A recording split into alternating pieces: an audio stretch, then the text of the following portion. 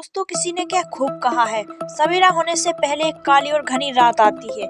आपकी जिंदगी भी ऐसी ही है, जहां कभी आपको सक्सेस मिलती है तो कभी फेलियर।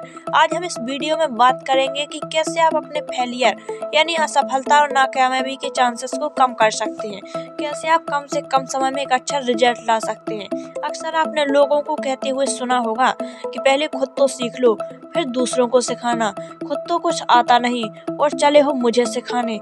इसका मतलब यह है कि आप सिर्फ सक्सेसफुल लोगों के बारे में जानना चाहते हो, अनसक्सेसफुल लोगों के बारे में बिल्कुल भी नहीं जानना चाहते हो। लोगों का कहना है कि अपनी गलतियों से सीखना चाहिए और उन्हें सुधार कर फिर से कोशिश करनी चाहिए। एक दिन सफलता जरूर हाथ लगेगी, लेकिन असलियत में होता यह है कि जब हम असफल हो जाते हैं तो हम निराश हो जाते हैं। अगर आप किसी कंपनी में काम करते हैं और आपका कोई प्रोजेक्ट फेल हो जाता है तो आपके सीनियर्स को जरूर महसूस होता होगा कि बहुत बड़ा नुकसान हो गया। ऊपर से वो आपको बोल सकते हैं कि कोई बात नहीं, तुमने अच्छा काम किया। पेरेंट्स भी आपको ये बोलते होंगे कि कोई बात नहीं, तुमने अच्छा काम किया। लेकिन अब और अच्छे से काम करना, आपके साथ भी कुछ अच्छा नहीं होता और आप उदास हो जाते हो और आपका आगे कुछ करने का मन नहीं करता। ये प्रॉब्लम गंभीर है दोस्तों, लेकिन इसका उपाय है। क्या आप जानते हैं कि रिवर्स इंजीनियरिंग क्या होती है? रिवर्स इंजीनियरिंग को बैक इंजीनियरिंग भी कहते हैं। एक ऐसा प्रोसेस है जिसमें किसी के द्वारा बनाई गई चीज का डेप्थ एनालिसिस किया जाता है, ताकि ये पता लगाया जा सके कि अगर वो चीज एक सही ढंग से काम कर रही है तो उसके पीछे का कारण क्या है।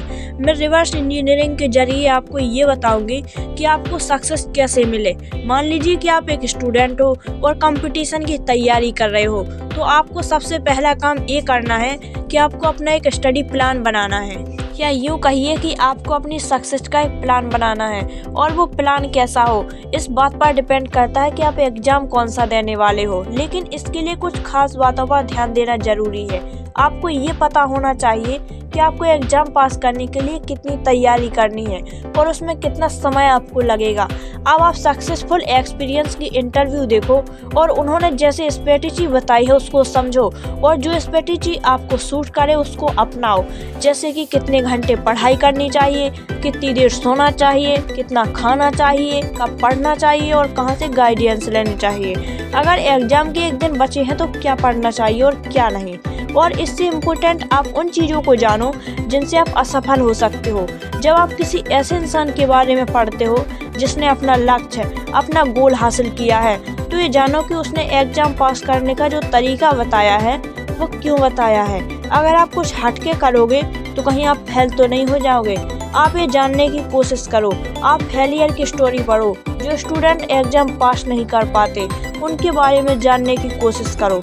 आमतौर पर हम इन बातों की गहराई में नहीं जाते क्योंकि हम इससे डिप्रेस होने लगते हैं। वही सच्ची असफलता है दोस्तों। लेकिन अगर आपने जानते हुए भी और पूरी तैयारी के साथ अपना काम नहीं किया और असफल हो गए तो उसको असफलता नहीं कहते, क्योंकि आप जानते हो अपनी गलतियों को, फिर भी उसको न सही किए बिना किसी कंपटीशन में उतर गए और जब आप असफल हो जाते हो तो आप सोचते हो कि काश मुझसे मिस्टेक ना हुई होती तो आज मैं सफल हो जाता। कोशिश क्या है? अगर कोशिश करते हुए आप फेल हो जाते हो तो उसको असफलता नहीं कहते, उसको प्रैक्टिस कहते हैं। ये फर्क कई लोगों को पता नहीं होता। तो दोस्तों, याद रखना कि तूफान में ताश का घर नहीं बनता, रोने से बिगड़ा मुकद्दर नहीं संवरता। दुनिया को जीतने का हौसला रखो। एक हार से कोई फकीर नहीं बनता और एक जीत से कोई सिकंदर नहीं बनता। तो दोस्तों, अगर ये वीडियो आपको पसंद आई है तो वीडियो को लाइक और शेयर कीजिए, साथ ही बेल आइकन को जरूर प्रेस कीजिए ताकि इस प्रकार के नोटिफिकेशन आपको जल्द से जल्द मिल सके।